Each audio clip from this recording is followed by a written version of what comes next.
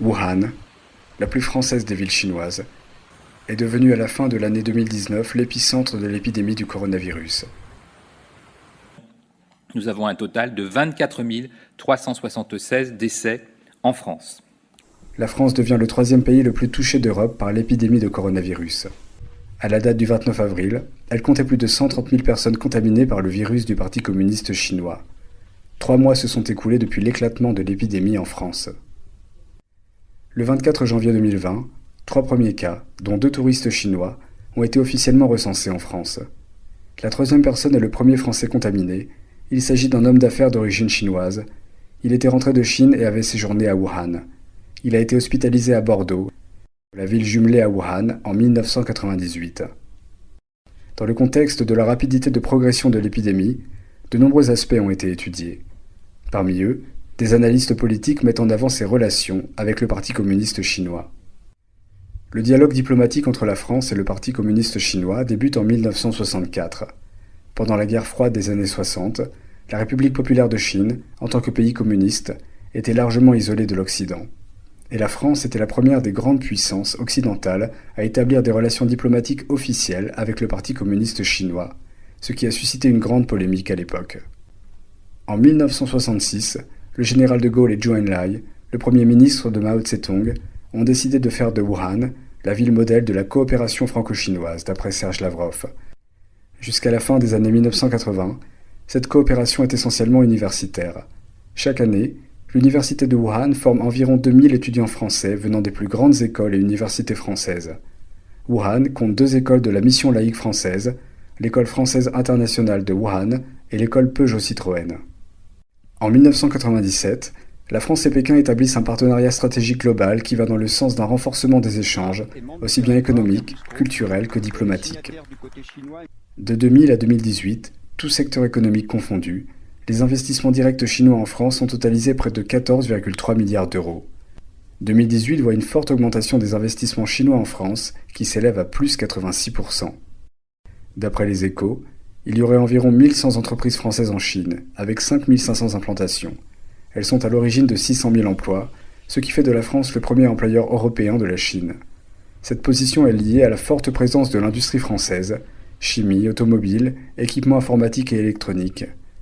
De grands groupes français sont installés à Wuhan, parmi lesquels PSA, Renault, Alstom, SEB, L'Oréal, Total, Areva, Pernod Ricard, etc. Tous ces grands fleurons de l'industrie française. Wuhan, l'épicentre actuel de l'épidémie, concentre à elle seule 40% des investissements français en Chine. Toutes ces informations nous laissent penser: l'avenir de l'industrie française serait-il entre les mains du Parti communiste chinois? Nous aurons ce soir une discussion très importante sur la Chine. Et je me félicite de ce réveil européen. Depuis le début de mon mandat, j'appelle à ce qu'il y ait véritablement une prise de conscience et la défense d'une souveraineté européenne. L'Occident, et notamment les États européens et la France en premier lieu, doivent retrouver leur souveraineté pour de nombreux domaines. Par exemple, la production de médicaments, la production de masques, pour laquelle nous sommes dépendants aujourd'hui de la Chine.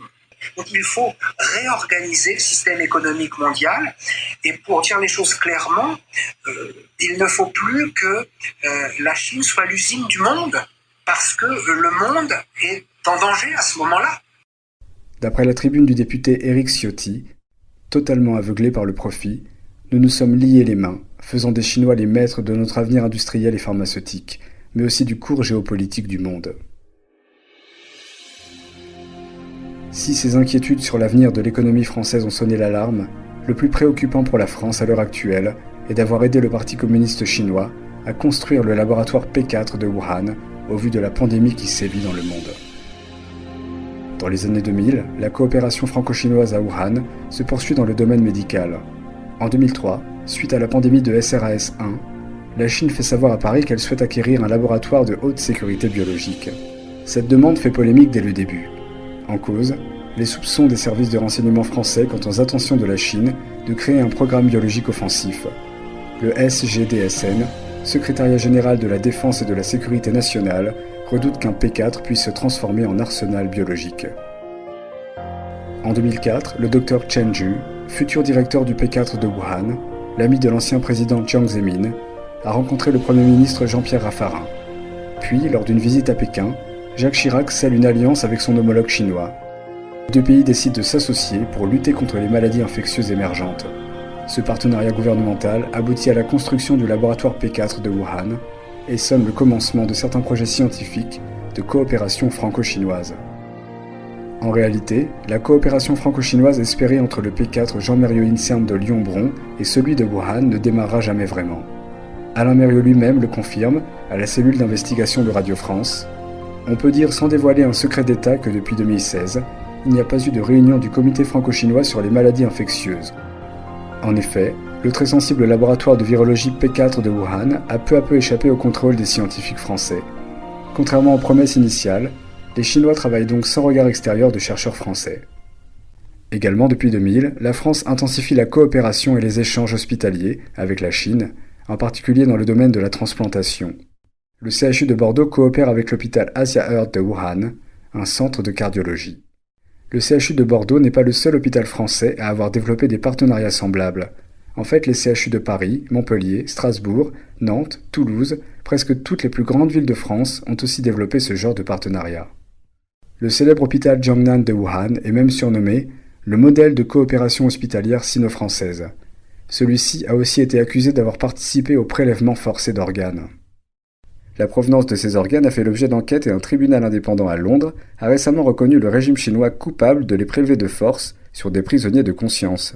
China, to my knowledge, is the only country in the world where the government-run industrial program kills people and sells their organs. Endless hospitals in here. We go into them in great detail. We're talking about a very large hospital, endless amounts of transplant surgeons and transplant teams.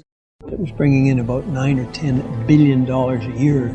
This industrial transplant operation going on across China now. It's a lot of money. A lot of hospitals are financing a lot of their activities through that. Cette épidémie donne une opportunité à la France de réexaminer ses relations avec le Parti communiste chinois.